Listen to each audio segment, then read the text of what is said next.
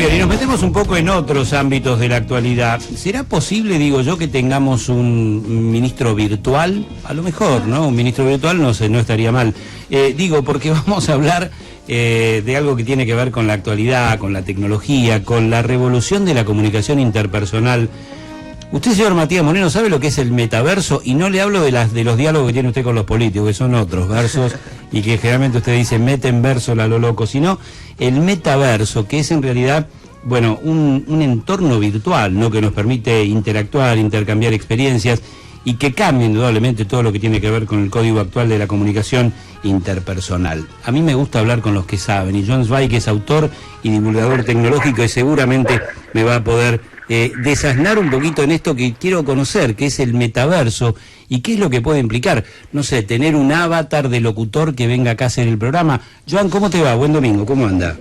Buen domingo, buenas tardes, Mario y equipo, gracias a ustedes por la invitación, y tratemos de hablar y de conversar en profundidad acerca de este tema. Fantástico. Y un poco cómo nos atraviesa. Fantástico. Bueno, a ver, ¿cómo le explicamos, no digo al joven, que a lo mejor está más interiorizado del tema, pero el abuelo que nos está escuchando ahora, que está comiendo el postrecito del domingo, está preparándose para la siesta, ¿cómo le contamos qué es el metaverso?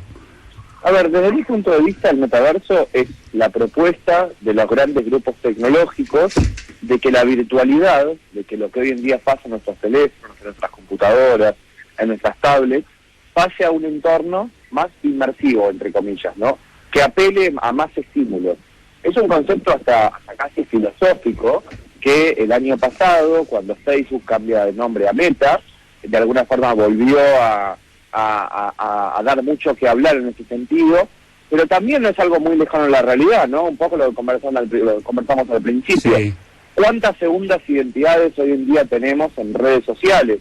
Eso de alguna forma es una propuesta de que sea algo más inmersivo. Cuando se habla de esta posibilidad de, crear un avatar a nuestra imagen y semejanza, ¿a qué nos referimos específicamente? A ver, Mario, yo creo que hoy en día nuestra especie, somos la primera especie de la humanidad en la historia en tener la posibilidad de tener una segunda identidad, una segunda vida donde podemos tener un personaje virtual totalmente nuevo, a imagen y a semejanza nuestro o no, ¿no? Que es un poco lo que pasa en redes sociales, ¿no? Sí, ¿cuántas veces hoy en día conocemos a alguien por redes sociales que después lo conocemos personalmente y es muy distinto, ¿no?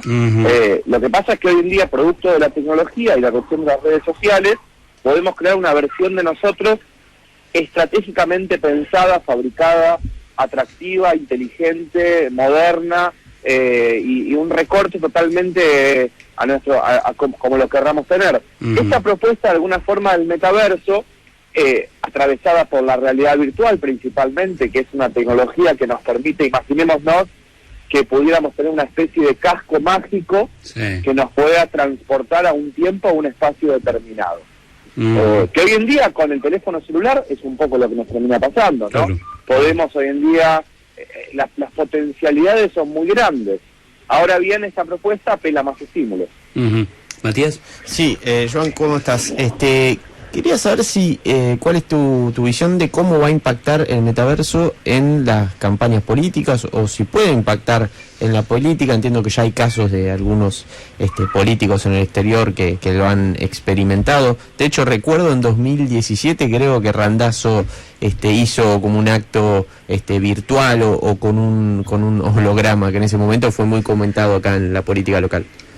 Sí, sin lugar a dudas. Me parece que en los próximos años el metaverso va a impactar en las campañas políticas como hoy en día impactan las redes sociales, me parece.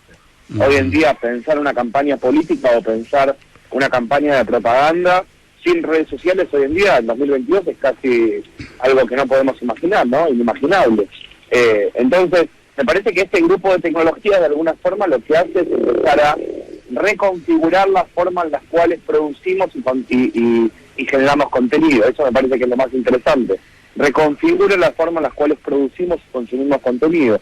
Y hoy en día, para los políticos, la tecnología es un canal más fundamental, ¿no? Que además funciona con su identidad digital. Vimos lo que pasó el día de ayer sábado, que en un discurso público, en medios masivos de comunicación, a la par en redes sociales, renuncia un ministro. Entonces pareciese que hoy en día tenemos como dos grandes dimensiones, ¿no? Si tenemos que analizarlo, tenemos dos grandes dimensiones.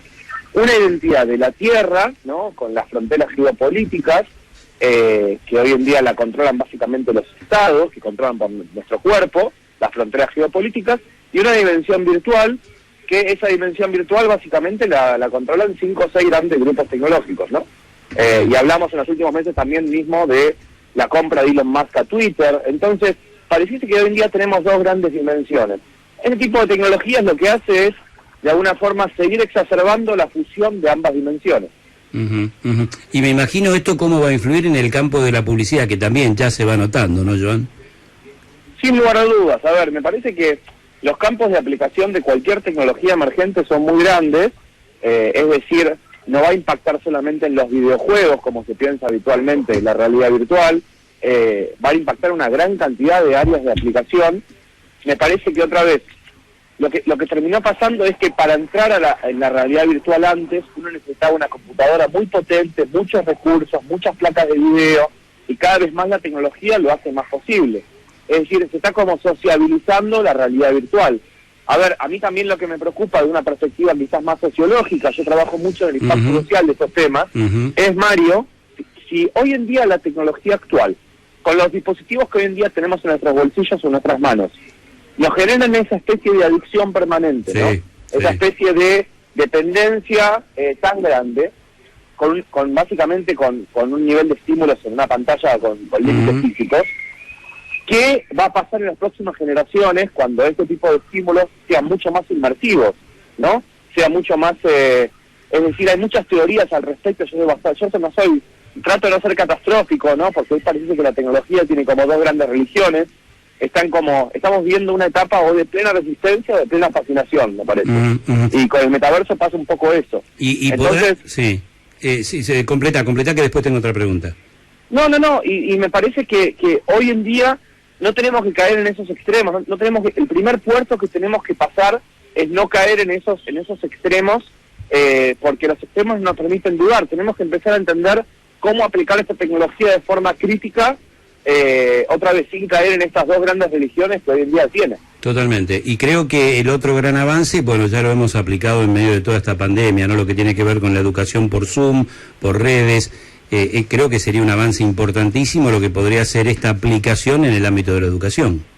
A ver, Mario, sin lugar a dudas, yo hoy en día creo que, hasta me atrevo a decir que hoy en día estamos viviendo una especie de metaverso. ¿Por qué?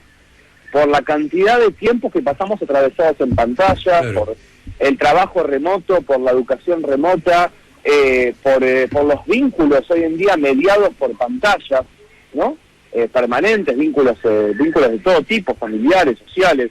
Entonces, y más en un mundo post pandemia, post coronavirus, donde todas estas tendencias de alguna forma se exacerbaron cada vez más. Entonces, creo que hoy en día la pandemia nos obligó a repensar cómo digitalizamos las cosas que nos rodean.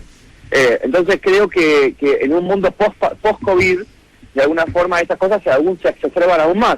También recordemos que estos conceptos, el metaverso es un concepto de ciencia ficción que nace en la década del 90, pero que el año pasado volvió a dar mucho que hablar por ese cambio, ¿no?, de nombre de Facebook a Meta. Claro. Ahora, pero recordemos también que son compañías con intereses comerciales, ¿no? Con intereses comerciales puntualmente, y que este cambio fue unas 8 semanas antes de la Navidad, ¿no? Y que ellos comercializan cascos de realidad virtual.